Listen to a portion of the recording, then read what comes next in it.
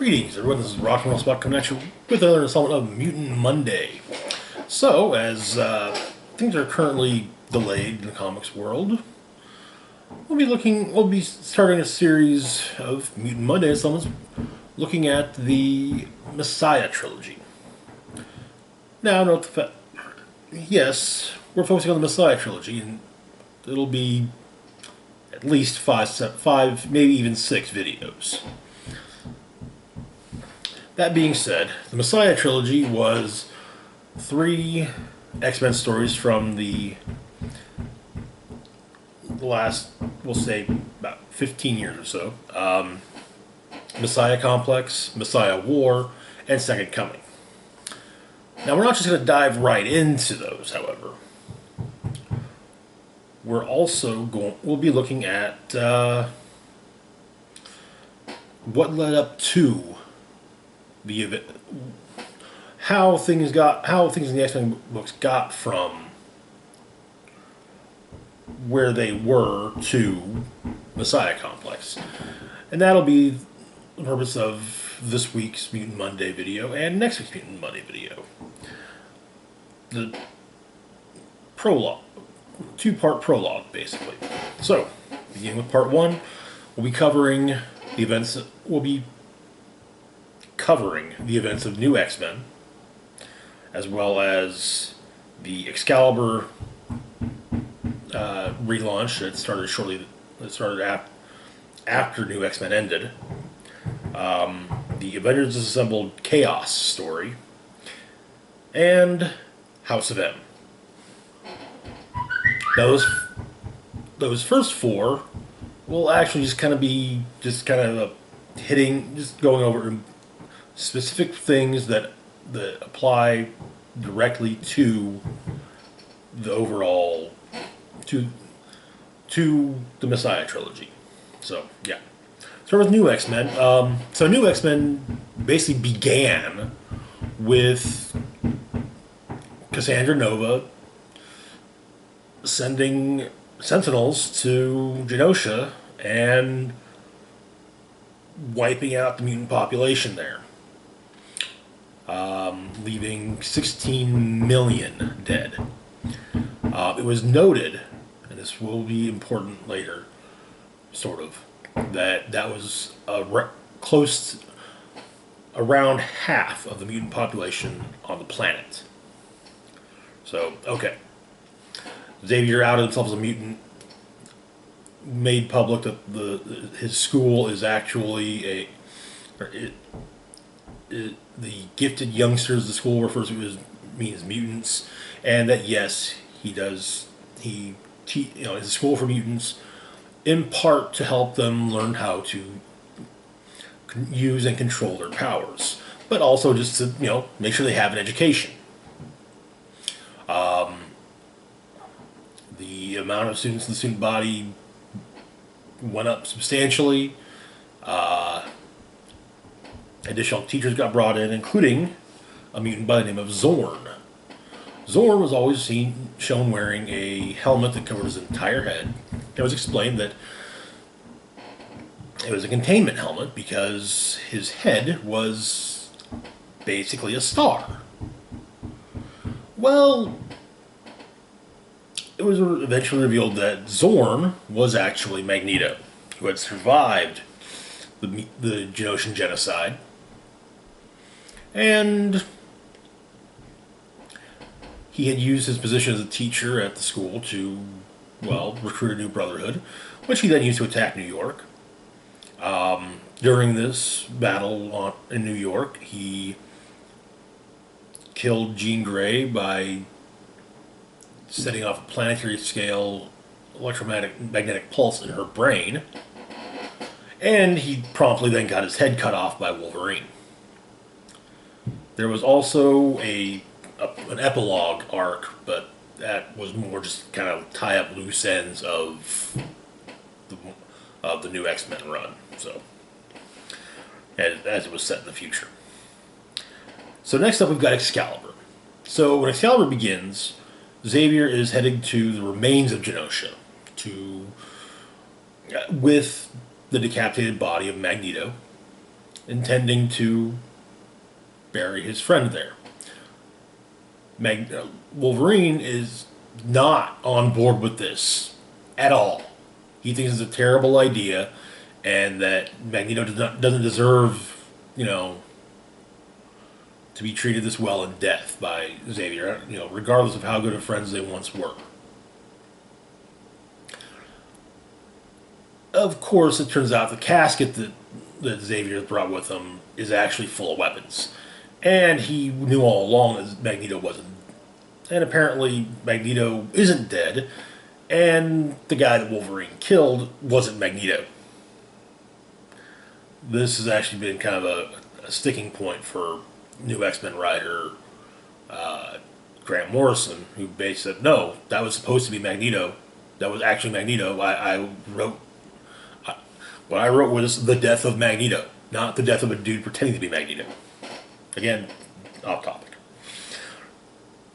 Anyways, so Xavier Magneto, the series focuses on Xavier Magneto trying to, help the other survivors still living on Genosha.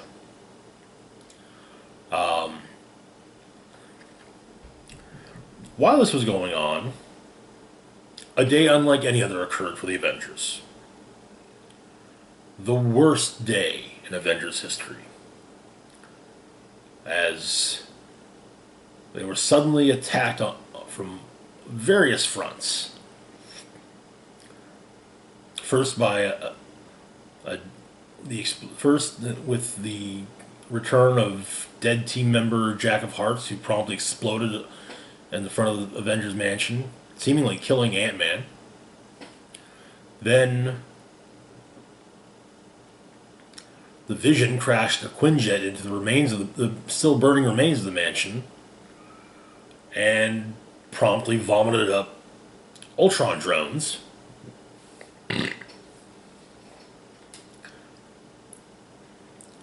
She-Hulk lost control and ripped Vision in half, and also smacked Captain America with a truck.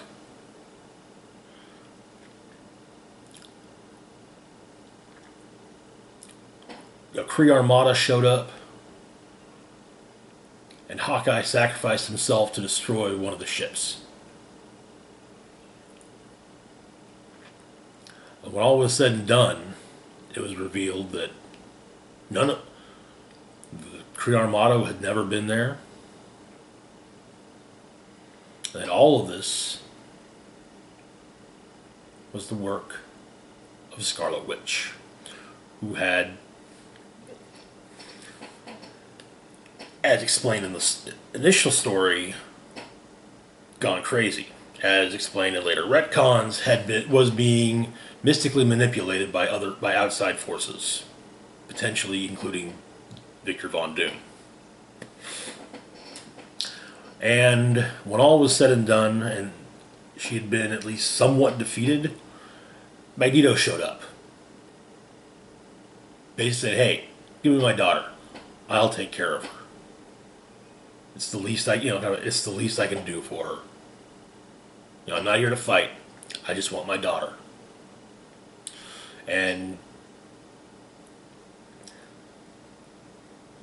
so Magneto took Scarlet Witch to Genosha, in the hopes that maybe his friend, the telepath, who's actually been proven to be rather good at helping with people's mental issues, could help Scarlet Witch with hers. Yeah, so Xavier tries, and for every step forward, 2 steps back.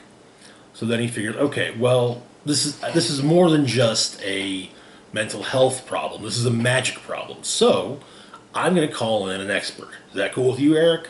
He was like, who you calling in? Like, Doctor Strange? I guess that's okay.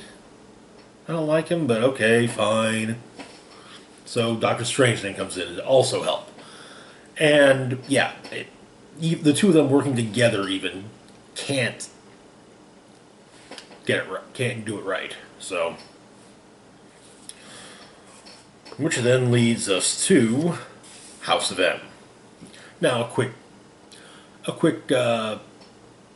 Avengers side of pre-House of M. After Scarlet Witch's, after what happened with Scarlet Witch, the Avengers broke up. For 6 months, there were no Avengers. And then, after a breakout at the super prison known as the Raft, a new team was formed, consisting of Captain America, Iron Man, Spider-Man, Spider-Woman, Luke Cage,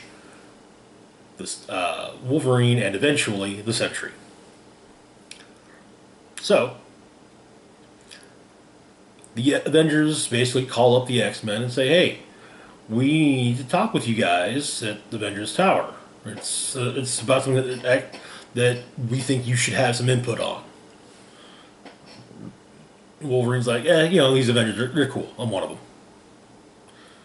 The rest of them are like, wait, they let you in? Oof. They'll let anyone in, won't they? So, the Avengers, also, additional members of the Avengers showed up who were not part of the new Avengers: Falcon, Wonder Man, and Miss Marvel. And so, when they arrived, Doctor Strange is here, and Professor X is here. The whole thing is, okay, here's what happened.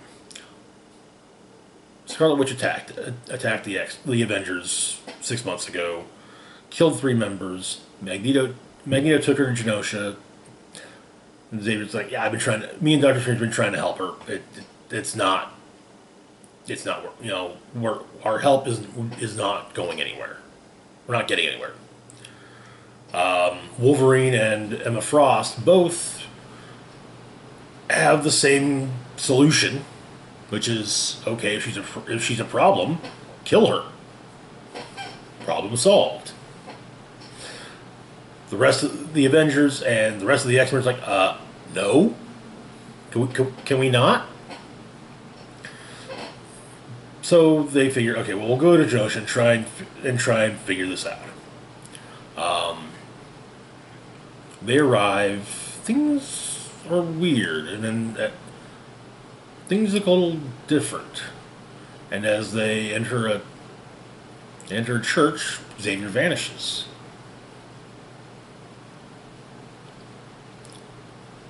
And then the world turns white.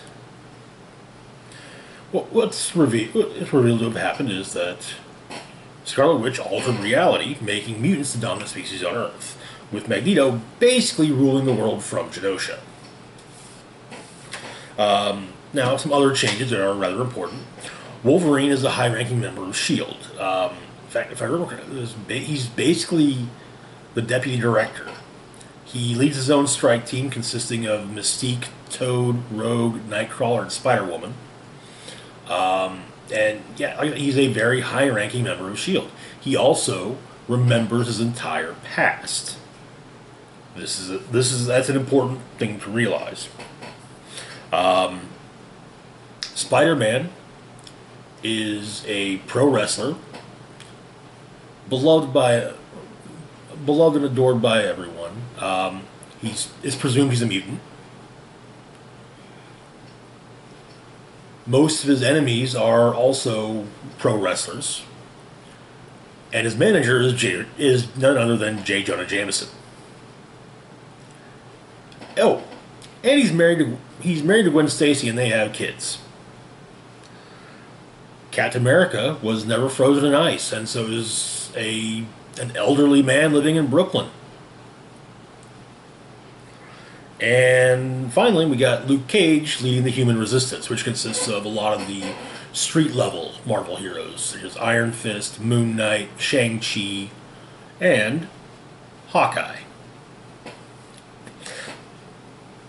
So there are 2 cracks in everything, however. One is Wolverine. The other one is a young girl named Layla Miller, who's been discovered by the Human Resistance. So first off, how is Wolverine a crack in this new reality? Well, he remembers his past. but he remembers it how it's supposed to be, and as well as the altered version. So he has, as he puts it, memories on top of memories. Like he remembers. In fact, when he first pops up when we first see him in House Event number 2, he's waking up aboard a SHIELD helicarrier next to in bed with Mystique, and asks about what happened yesterday on Genosha. And she's like, "What are you talking about?" Well, the Avengers and the X-Men, we went to Genosha yesterday. She's like, "Are you okay, dude? Do you need a telepath?" But yeah. As for Layla Miller, she has the mutant power. She has a mutant power which allows her to make people remember the way things are supposed to be. She's done this to Luke Cage. She's done this to various other members of the Human Resistance as well. So they know, okay, yeah, this is not how the world's supposed to be. So Wolverine gathers up the Avengers and X-Men that he can find. They actually do manage to find quite a few of them. And the two teams take over a stowaway on a SHIELD helicarrier thanks to Emma Frost, who in House of M reality is Emma Summers, and is married to Cyclops. It doesn't exactly sit well with her either. And so the two teams then head down to Genosha, figuring, oh well, Magneto, who has tried on numerous occasions to take over the world, is basically running the world from Genosha. Yeah, it couldn't be that he got his daughter who could alter reality to, alter reality to make him the ruler of the friggin' world. No, that couldn't happen. That's actually exactly what they figure happened, is that he did just that.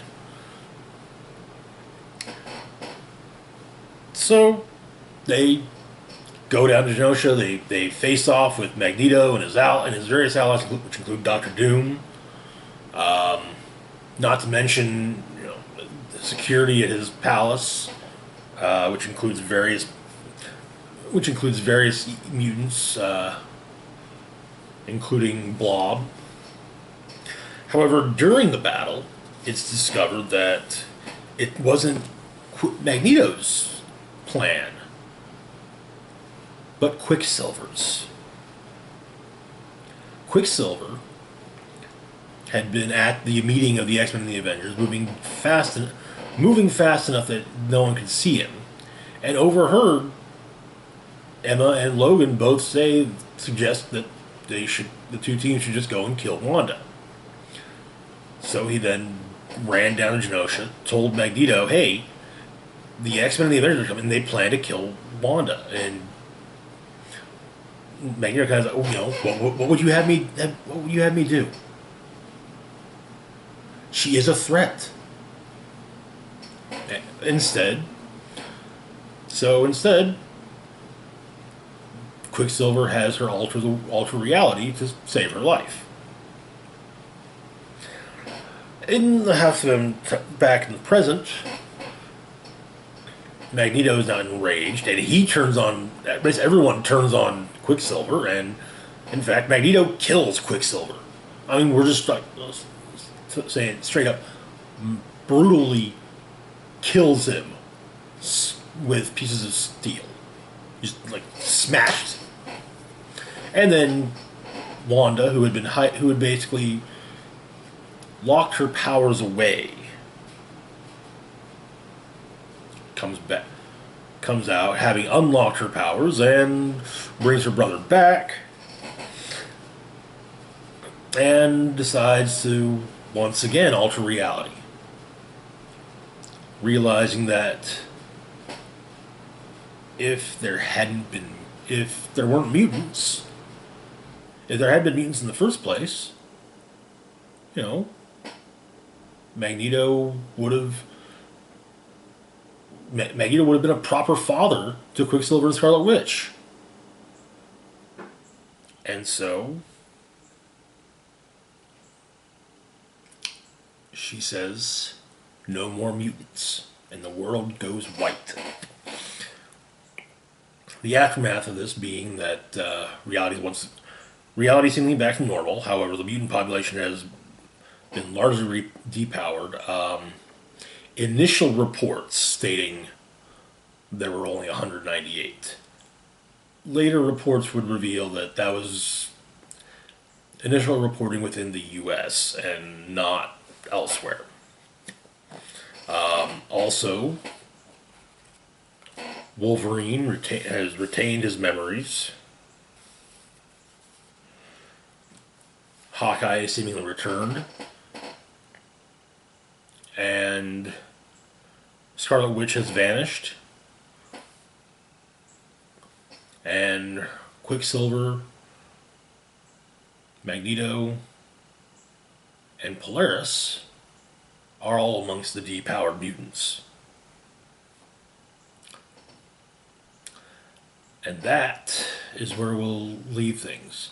Next week we'll be looking at decimation and endangered species, which were two storylines, which basically two arcs that dealt with the massively lessened mutant population. Yeah, that's it for now. As always, feel free to like, share, and subscribe. Links to my Facebook, Twitter, Patreon, and PayPal can be found in the description box down below. This is Rock and Roll Spock signing off, saying live long, rock hard, and stay safe, everyone.